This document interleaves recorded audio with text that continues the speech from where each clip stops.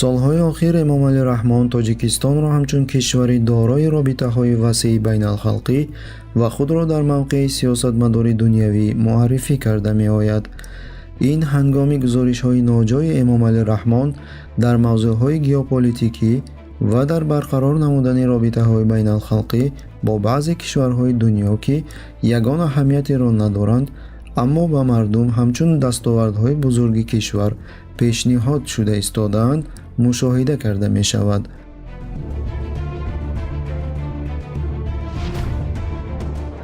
масалан 19 сентябри соли 2017 дар нишасти 72-юми ҷаласаи Генассамблеяи Созмони Милали Муттаҳид дар Ню-Йорк, эмомалӣ раҳмон аз минбари Созмони Милали Муттаҳид дар баромади худ якчанд муаммоҳои байналхалқӣ, аз ҷумла муаммои бӯҳрони Кореяи Шимолиро низ қайд карда гузашт.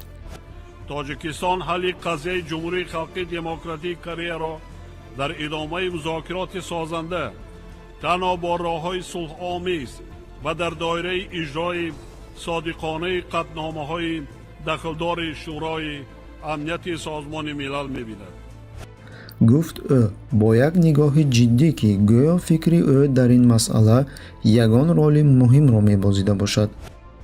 тоҷикистон яке аз 43 кишвари ҷаҳон мебошад ки моҳи июли соли ҷорӣ ҳисоботи ихтиёрии миллии худро дар шаҳри Ню-Йорк дар чаҳорчӯбаи форуми сатҳи баланди сиёсӣ оид ба рушди устувор муаррифӣ намуд.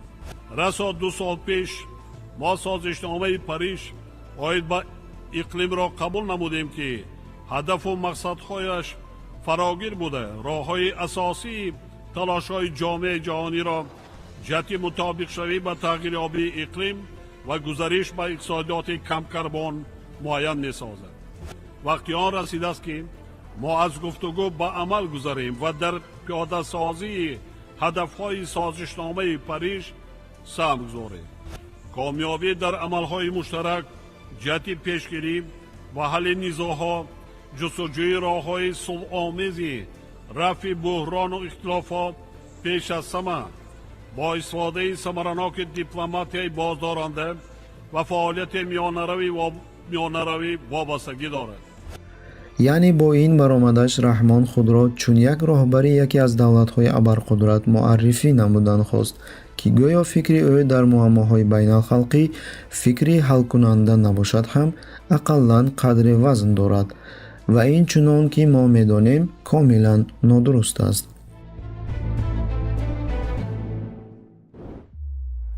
ҳафтуми сентябр хадамоти матбуоти президент дар бораи гуфтугӯи телефонии раҳмон бо Раҷаб Тоиб Эрдуғон хабар дод. ҳангоми муҳокимаи муаммоҳои байналхалқӣ, сарони ин ду кишвар ташвиши худро дар масъалаи воқеаҳои дар Мянма рӯҳ дода истода баён карданд, гуфта мешуд дар ин хабар. инҷо раҳмон тасмим гирифт ки аз ҳокимони кишварҳои мусулмоннишин ақиб намонад ва ғайри чашмдошт ба воқеаҳои дар Мянма рӯҳ дода изҳори нигаронӣ кард. инчунин 5 сентябри соли 2017 идораи матбуоти эмомалӣ раҳмон дар бораи як қатор вохӯриҳои раисҷумҳур дар майдони саммити БРИКС бо сарони кишварҳои Миср, Бразилия, Иёлоти Муттаҳидаи Мексика, Гвинея, Ҷумҳурии Ҷанубии Африқо, Таиланд ва Ҳиндустон хабар дод. дар ин мулоқотҳо бо роҳбарони кишварҳои зикршуда масъалаҳои густариши ҳамкорӣ дар соҳаҳои сиёсӣ, соҳаҳои мухталифи иқтисодиёт, тиҷорат, фарҳанг, илму маориф, саноат, кишоварзӣ, туризм, соҳаи гуманитарӣ ва дигар масоилҳо мавриди таваҷҷӯҳ қарор гирифт. баъди шунидани чунин гузоришҳо фикри пайдо шуданаш мумкин аст ки раҳмон қариб ки калиди асосӣ ва роҳбари маъмултарини давлатҳо дар саммит аст.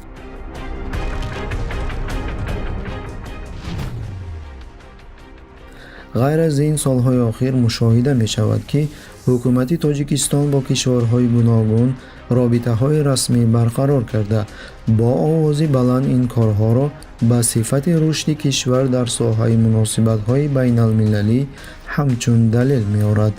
масалан санаи 28 сентябр вазири корҳои дохилии ҷумҳурии тоҷикистон Рамазон Раҳимзода дар Пекин бо вазири корҳои дохилии Молдова Александр Жизданов мулоқот карда масъалаи мубориза алайҳи экстремизм ва терроризмро муҳокима карданд.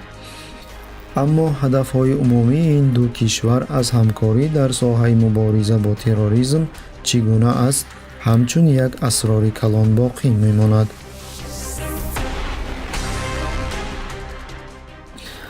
соли 2013 ҳукумати тоҷикистон дар бораи бо муваффақиятии таърихии Тоҷикистон дар Африқо хабаре паҳн кард. Эмомалӣ Раҳмон бо сарвазири Мозамбика Альберто Клементино дар Душанбе мулоқот ороста дар байни ду кишвар муносибатҳои дипломатӣ таъсис дода шуданд. бори дигар миннатдорӣ баён менамоям. моҳи декабри соли 2016 Эмомалӣ Раҳмон дар паёми худ ба парлумон гуфт: боиси зикр аст ки дар тӯли соҳибисолӣ чандин ташаббусҳои созандаи кишвари мо дар робита ба масъалаҳои муҳими сиёсати ҷаҳонӣ ва татбиқи тарҳҳои азими минтақавӣ аз ҷониби шарикони байналмилалӣ пуштибонӣ ёфтаанд. ҷумҳурии Тоҷикистон дар арсаи байналмилалӣ ба сифати ташаббускор ва пешсафи фаъоли ҳалли масоили глобалӣ вобаста ба истифодаи босамари захираҳои об эътироф гардидааст. صبح امروز رئیس مجمع عمومی سازمان ملل متحد جناب پیتر تانسون به نام رهبر دولت و مردم تاجیکستان برقه تبریکی ارسال کرد و من نیز مردم شریف تاجیکستان و جامعه بین المللی را به مناسبت قبول این تشبوس مهم صمیمانه تبریک می‌گویم.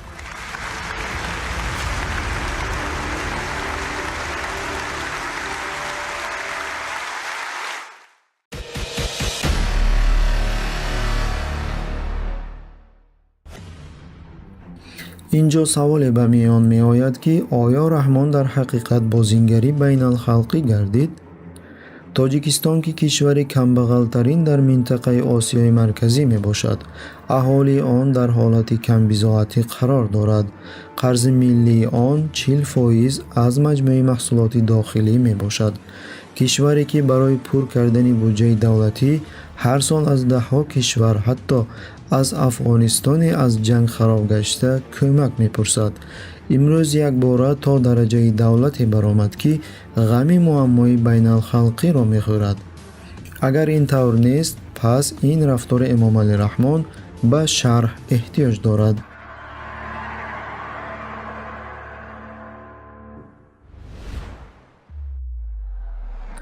барои шарҳи ин савол воқеи ҳақиқии сиёсӣ ва иқтисодии Тоҷикистон назаре афкандан кифоя аст. барои тавсифи вазъи сиёсии Тоҷикистон бояд мавқеи онро дар дараҷаи сиёсати байналмилалӣ тасниф карда шавад, тавре ки ба ҳамагон маълум аст, тамоми давлатҳои дунё ба синфҳои зерин тақсим мешаванд: давлати пешво, давлати соҳибистеъдод, сателлитҳо ва давлатҳои тобеи худро дорад. давлати мустақил, сиёсати хориҷӣ ва дохилии он пурра мустақил аст. давлати сателлит, сиёсати хориҷии он зери таъсири давлати пешво қарор дорад, вале сиёсати дохилии он мустақил аст. давлатҳои тобеъ, сиёсати дохилӣ ва хориҷии он зери таъсири давлати пешво қарор дорад. маълум аст ки Тоҷикистон дар рӯйхати давлатҳои тобеъ қарор дорад. Тоҷикистон зери таъсири Русия буда, ҳатто соҳибихтиёрии он як суоли азим аст. дар пойтахти Тоҷикистон, шаҳри Душанбе, иншоотҳои азими ҳарбию низомии Русия нигоҳ дошта мешавад. минтақаҳои Помир ки сарҳади Афғонистон аст, то соли 2004 аз тарафи марзбонони Русия муҳофизат карда мешуд. гарчанде ин минтақаҳо расман ба назорати Тоҷикистон супорида шуда бошад ҳам, то ҳанӯз онҷо марзбонони фаври амалкунандаи хадамоти бюрои федералии Русия мавҷуд ҳастанд. ҳар як дастаҳои сарҳадбонон дорои мушовири ҳарбии Русия ҳастанд.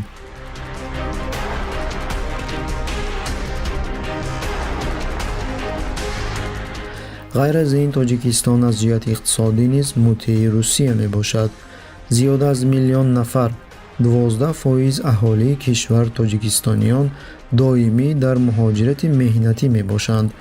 ин муҳоҷирон ба таври назаррас бо интиқоли маблағҳои худ аз Русия вазъи душвори халқи тоҷикро наҷот мебахшанд. маблағи фиристодаи онҳо қариб нисфи маҷмӯи маҳсулоти дохилии ҷумҳурии Тоҷикистонро ташкил мекард. табиист ки мавзӯи муҳоҷирони меҳнат аз тарафи Русия фишангест ки ба Раҳмон фишор оварда метавонад. Эмомалӣ Раҳмон шаҳрвандони Тоҷикистонро ки боигариҳои табиӣ беназир дорад, ба дараҷаи фароварда монд ки мардум аз бекорӣ кишвари худро тарк карда дар Русия бо корҳои беихтисосу сиёҳ рӯзии худро ба даст меоранд.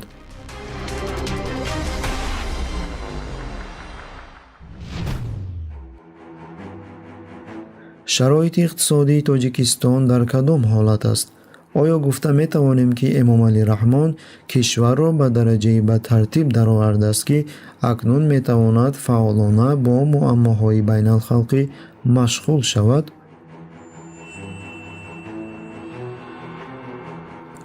Тоҷикистон аз байни кишварҳои иттиҳоди давлатҳои мустақил қашшоқтарин мамлакат мебошад.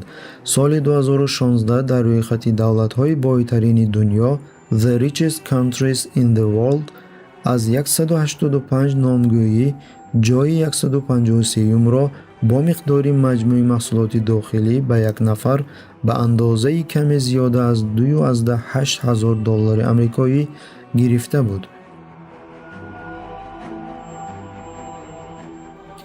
соли 2017 маҷаллаи молиявии амрикоӣ Global Finance рейтинги давлатҳои бойтарин ва камбағалтарини дунёро тартиб дода буд ки дар он Тоҷикистон дар рӯйхати давлатҳои камбағалтарини дунё дар ҷойи 33-ум ҳамроҳи Африқои Марказӣ, Ҷумҳурии Демократии Конго, Малавӣ ва Бурундӣ ҷой дода шуд. соли 2016 Бонки ҷаҳонӣ дар маърузаи худ дар бораи Тоҷикистон қайд карда буд ки 31% аҳолии ин кишвар дар ҳолати пасти фақирӣ умр ба сар мебаранд. ба ҳисоби миёна маоши коркунон $85 амрикоӣ нафақа бошад $20-ро ташкил медиҳад. газ нест, плита мепазем авқотоя. дар қаламрави кишвар то имрӯз гази табиӣ қариб вуҷуд надорад. минтақаҳои аҳолинишини зиёде ҳастанд ки то ҳол хатти қувваи барқ гузаронида нашудааст. аз рӯи маълумоти Бонки ҷаҳонӣ танҳо 57% хонаводаҳои шаҳрӣ бо оби нӯшокии бехатар таъмин ҳастанд. ин ҷанба дар қишлоқҳо 31%-ро ташкил медиҳад. қариб 400 сомон ба унҷа 600 сомон асос ва 1000 чанд сомон хати дастафкаи уступлиш да сос пул бурафт. тӯли солҳои 2014-2017 нархи қувваи барқ зиёда аз 50% аз 11 дирам то 16,85 баланд бардошта шуд. дар системаи маориф, норасоии муаллимон, маводҳои таълимӣ ва ҷойи таҳсил барои донишҷӯён ба чашм назаррас аст. фарзандои мо дар ин дараҷа ҳисоб мешаванд.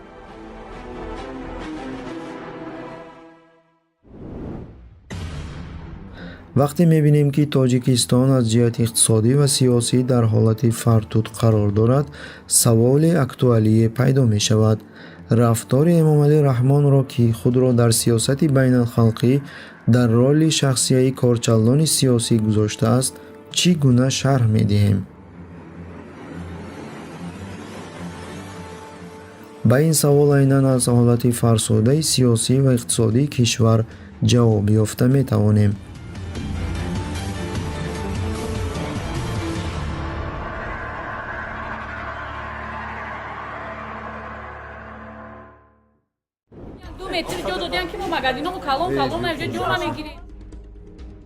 дар ҳақиқат ҳолати иқтисодии тоҷикистон ҳар сол то рафт ба дараҷаи паст фаромада рафта истодааст ки метавонад ҳастии режими Раҳмонро ба хатар гузорад. аз рӯи маълумоти Бонки Марказии Русия миқдори интиқоли маблағ ба Тоҷикистон дар соли 2015 3 баробар коҳиш ёфтааст. Бонки Миллии Ҷумҳурии Тоҷикистон баёнот дод ки миқдори умумии интиқоли маблағ ба ҷумҳурӣ бо ченаки доллар 33.3% кам шудааст. ин маънои онро дорад ки муҳоҷирони меҳнатӣ аз сабаби мавҷудияти буҳрони иқтисодӣ дар Русия ба кишвар баргашта истодаанд. як рӯзи корӣ мерам, мисол 30-40 кор мекунам, як моҳ дига меём бекор хоб мекунам ҳаминҷа. Кор надорам. ҷои кор нест. ҳозир омадем ина, агар боварам ки бо амра доштам. Вақте мегӯяд нест, ҷои кор нест. Мерай кор мекунӣ, чӣ мекунӣ намеёбӣ. чӣ қадаре ки вазъияти кишвар танг гардад, ҳамон қадар норозигиҳо низ меафзояд. ҳикмат шаҳр омадан ист кардан ус кардан фонд фребмон кардан ина ҷо ваъдамон додид ҳама халқ сарсоли саргардона ҳозир. вазъияти Раҳмон боз аз он бад шуда истодааст ки дар Тоҷикистон назар ба дигар давлатҳои Осиёи Марказӣ эҳёи ҳуввияти исломӣ бо суръати баланд дар байни мардум нашр шуда истодааст. бо ин мусалмонони тоҷик аз маърифати исломӣ баҳра бардошта ҳушёрии сиёсӣ пайдо мекунанд ва бо режими секуляристию фасод ки мамлакатро ба колонизаторон фурӯхтаанд ҳеҷ гоҳ розӣ намешаванд.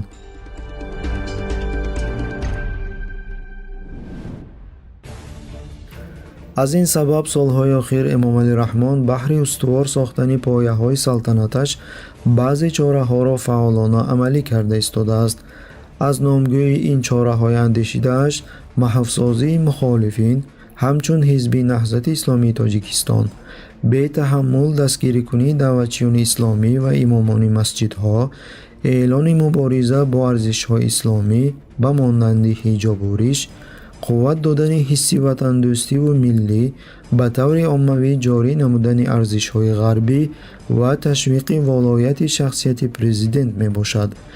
ин муваффақиятҳои аҷиби Раҳмон дар арсаи байналхалқӣ боз яке аз чораҳои сиёсии андешидаи ӯ аст.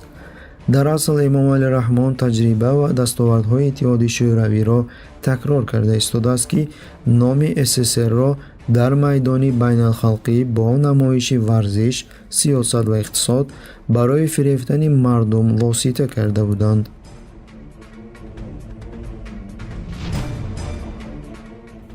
ҳамин тавр тамошобини ин саҳнаҳои тайёркардаи воситаҳои ахбори омма ки роли асосиро Эмомалӣ Раҳмон мебозад, халқи тоҷик аст ва ин халқ бояд бадбахтӣ ва душвориҳои ҳаёташро фаромӯш карда аз муваффақиятҳои ватан дар арсаи байналхалқӣ хурсанд шавад ва ба чораҳои хирадмандонаи пешвояш кафкӯбӣ намояд. инҷо Эмомалӣ Раҳмон бо воситаи макр бедушворӣ халқи Тоҷикистонро аз ҳалли муаммоҳои ҳақиқӣ дар пешаш буда ба дигар сӯ тофта монда истодааст.